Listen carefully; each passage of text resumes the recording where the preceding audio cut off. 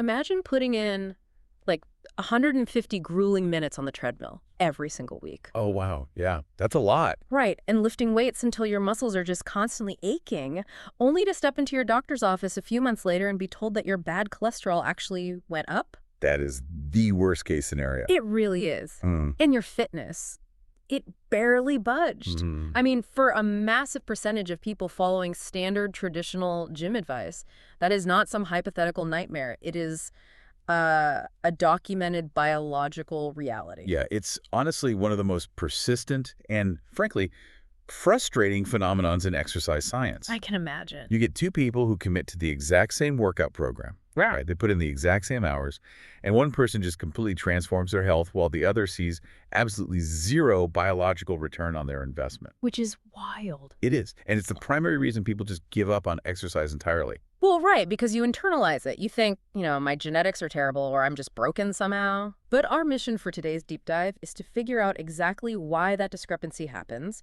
and more importantly, how the latest physiological science says we can actually fix it. Yes, and the data on this is just incredible. It really is. So, we are grounding today's exploration in a highly revealing piece of academic literature.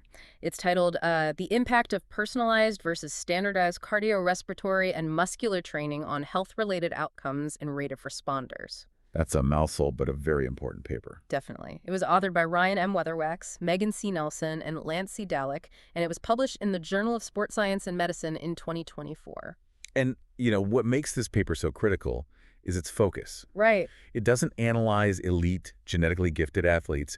It looks at everyday physiology. Which is what we care about here. Exactly. Right. So the researchers recruited 109 inactive middle-aged adults. Okay. Their average age was right around 49 years old, and they presented with varying baseline levels of fitness, blood pressure, cholesterol, all that stuff. So basically a perfect cross-section of the average population looking to get healthier. Spot on. Okay, let's unpack this. What were the actual parameters of what they did? So they set up a 13-week study and divided these 109 participants into 3 distinct groups. 3 groups. Got it. First, there was a non-exercise control group. They just went about their normal daily lives, to establish a baseline. Sure, you always need a control group. Right. Then we have the 2 exercise groups. So there's a standardized exercise group, which we'll call STND, and a personalized or threshold exercise group, which we'll call 3RESH. Okay, STND and 3RESH. Exactly. Both of these exercise groups committed to 150 minutes a week of cardiorespiratory exercise. Plus the resistance training, right? Yeah, plus 3 days a week of resistance training. So the actual time they spent sweating was completely identical. So the variable wasn't the time or the effort. No, the variable was the specific instruction manual they were given. Okay, let's start with the instruction manual for that standardized group, the STND group, because that protocol basically represents the traditional exercise guidelines, right? Like the standard advice handed out in almost every commercial gym orientation. Oh, absolutely. It's the classic template. So for their cardio, their intensity was dictated by basic heart rate math, specifically a percentage of their heart rate reserve, or HRR. Right, HRR. The protocol had them start at 40 to 45% of their HRR, and then over the 13 weeks progressively bump them up to about 60 to 65%. Yeah, it's the standard formula. You subtract your resting heart rate from your maximum heart rate, and you take a percentage. Seems simple enough. It is mathematically simple, which is why it's so widely prescribed. But biologically, it's incredibly flawed. Well, yeah, I have to question the logic of that generic math. I mean, if 2 49-year-old people have the exact same calculated heart rate reserve, does 55% effort actually feel identical to their bodies? Not at all. It sounds like, prescribing everyone the exact same shoe size just because they happen to be the exact same height. That's a great way to put it. Right, it completely ignores the actual shape of their foot. I love that analogy.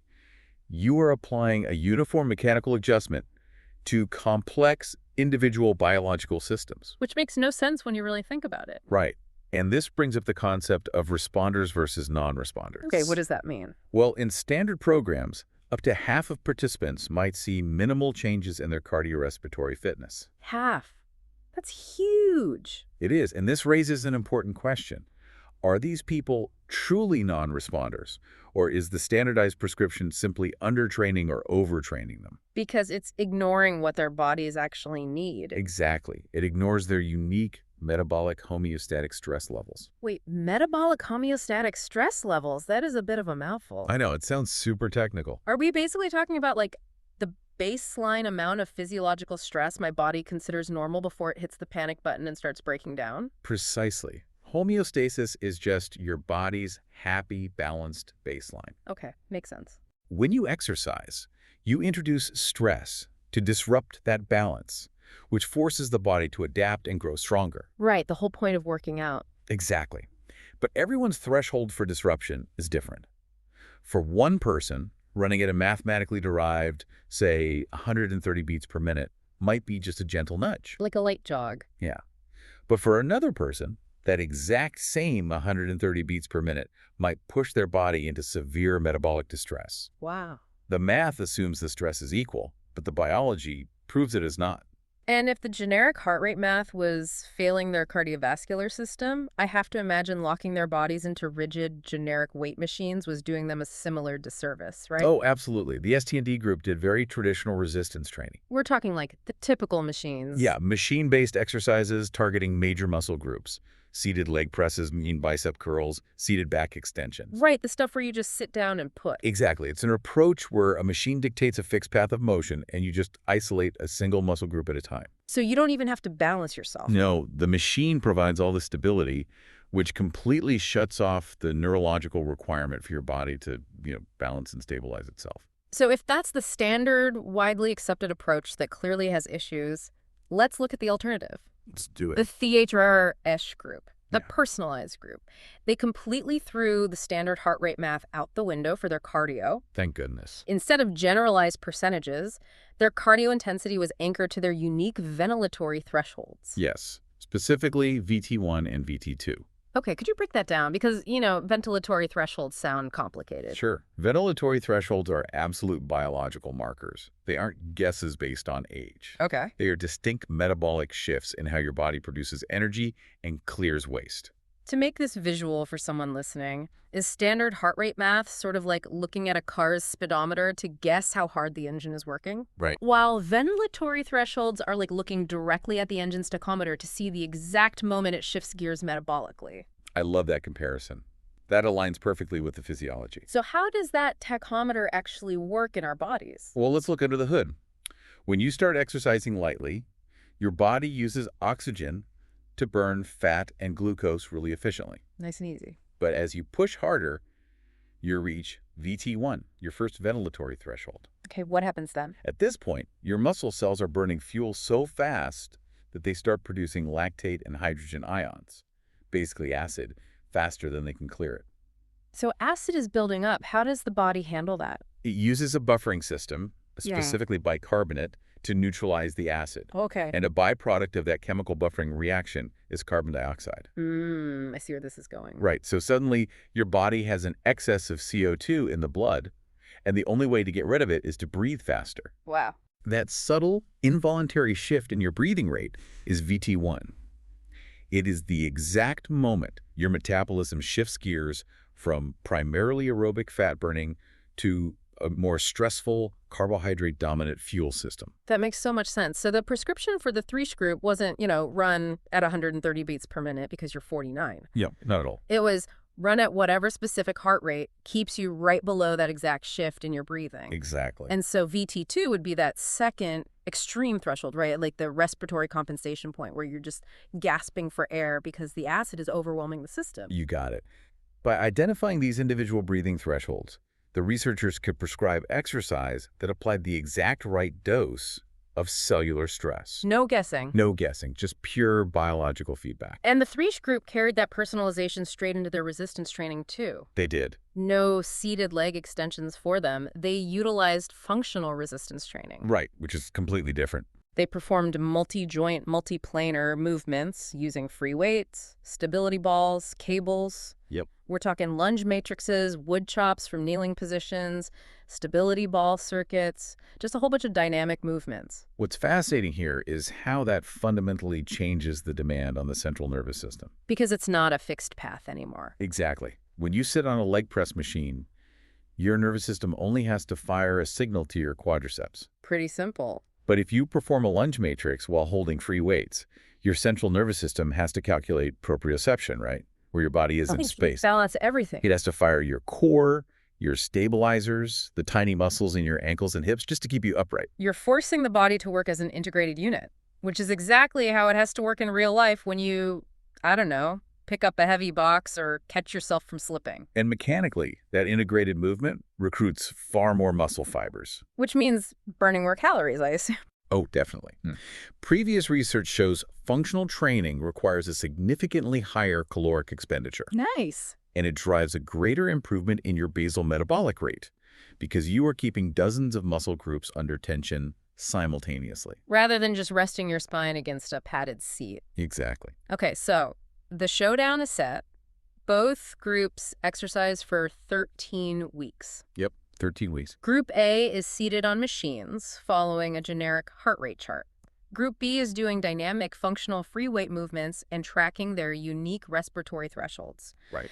Now, obviously, both groups improved their health compared to the control group who just sat on the couch. Sure, movement always beats non-movement. But let's look at the gap between the two methods, because here's where it gets really interesting. The results are staggering. The gap in cardiorespiratory fitness, which they measured by VO2 max, was profound. The standardized group, the ones doing the traditional gym routine, Right. they improved their VO2 max by an average of 8.6%. Which is, fine. Fine. But the Theoresh group, the personalized group, improved their VO2 max by 17.2%. They literally doubled the physical adaptation. In the exact same amount of time. In the exact same amount of time. And doubling the result is impressive on paper, but the clinical reality of what that means is even more important. Break that down for us. So in medical research, we use a metric called the minimal clinically important difference, or MCID. Okay, MCID. For cardiorespiratory fitness, an improvement of just 1 MET, which stands for metabolic equivalent of task, is considered clinically transformative for your long-term health. Okay, let's clarify what 1 MET actually feels like, because, 3.5 milliliters of oxygen per kilogram per minute doesn't mean much to anyone outside a lab. Fair point. As I understand it, 1 MET is essentially the exact amount of energy your body is burning right now just sitting still and listening to this. That's right. So increasing your maximum capacity by 1 MET is like strapping an entire extra resting state of energy onto your physiological engine, correct? That's a great way to visualize it. It represents a massive upgrade to your heart's pumping capacity and your cell's ability to utilize oxygen. Wow. And this is where the standardized protocol truly failed its participants. Let's hear the numbers. In the ST&D group, the estimated proportion of likely responders hitting that crucial 1 MET improvement was only 20.8%. That is shocking. It really is. Essentially, 80% of the people doing the standard workout failed to achieve a clinically meaningful upgrade to their cardiovascular engine. Yep.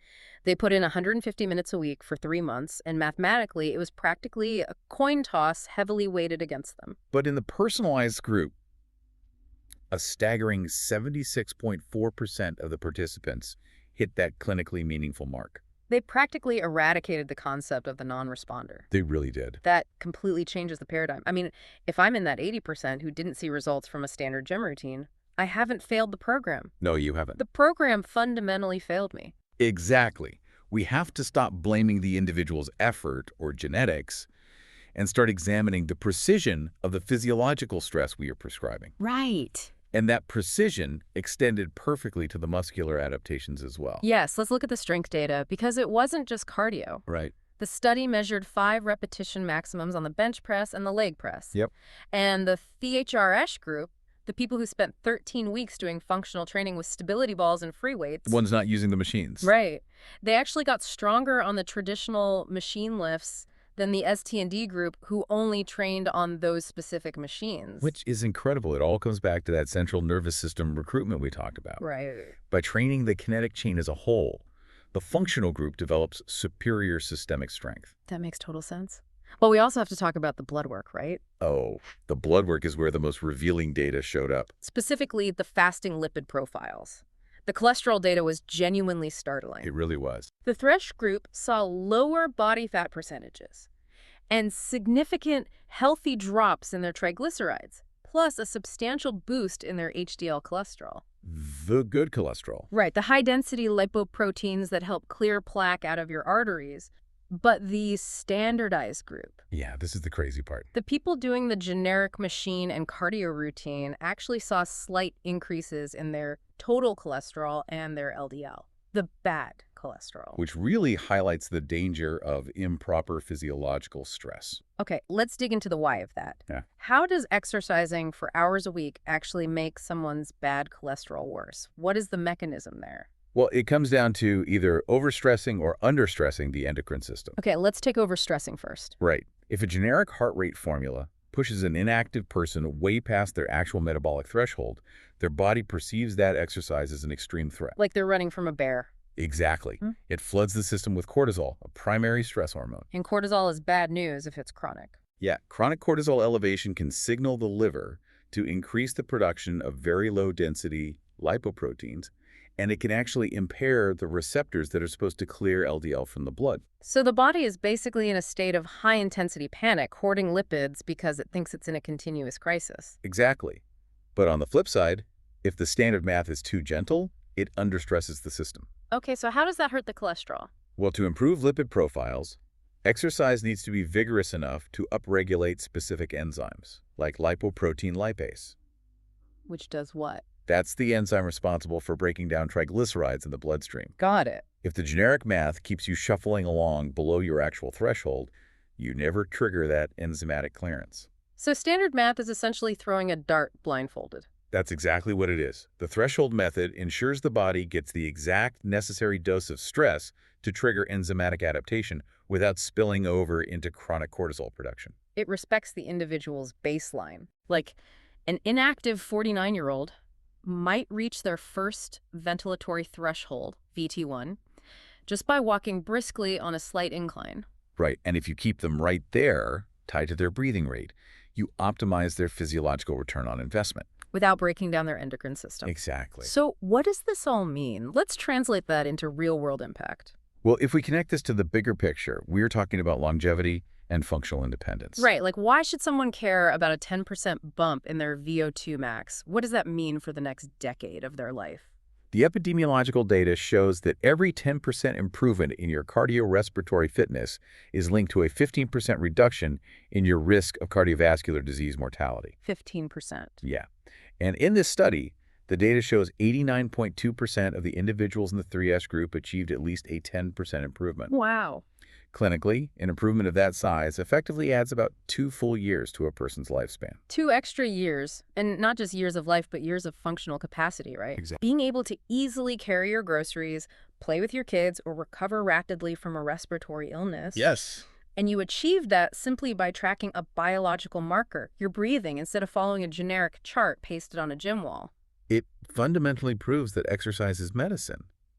But, just as you wouldn't give every patient the exact same dosage of a pharmaceutical, regardless of their weight or metabolism, Right. we cannot give every person the exact same mechanical dosage of exercise and expect optimal health outcomes.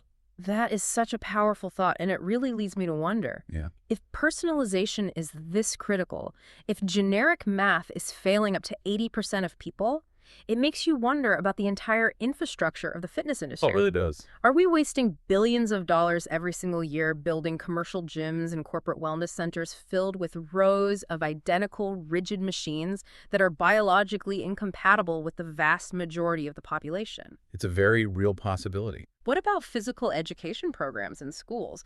Are we setting kids up for failure by grading them on standardized run times instead of their actual individual metabolic effort? It is a critical question for the future of public health. The infrastructure just really needs to evolve to support biological individuality. That was silly. And, if listeners want to understand exactly how to evolve their own training, or if they want to dive deeper into the science of their own body, Which they should. definitely. Yeah. If they want to see the specific ventilatory testing protocols or the functional movement matrices used by the researchers, I highly recommend reading the full original article. Yeah, absolutely. Again, that article is titled The Impact of Personalized versus Standardized Cardiorespiratory and Muscular Training on Health-Related Outcomes and Rate of Responders. It's published in the Journal of Sports Science and Medicine. It is an incredibly empowering read, especially once you realize that the science gives you permission to stop fighting your own biology and, start working with it. Understanding the mechanics of your own body is truly the most valuable investment you can make. Totally agree. Well, what if the times you failed at a fitness program or plateaued weren't a failure of your willpower or your genetics, but simply a failure of the formula? Right. What if you aren't a non-responder at all, but just an individual waiting for a personalized threshold? Think about that next time you head to the gym. It changes everything. Thank you for joining us on this deep dive. If you want to keep exploring the mechanisms behind human performance and health, make sure to follow the channel and turn on notifications so you never miss an upcoming analysis. Yeah, please subscribe. Until next time, remember to look past the standardized advice, find your own thresholds, and keep questioning the science behind your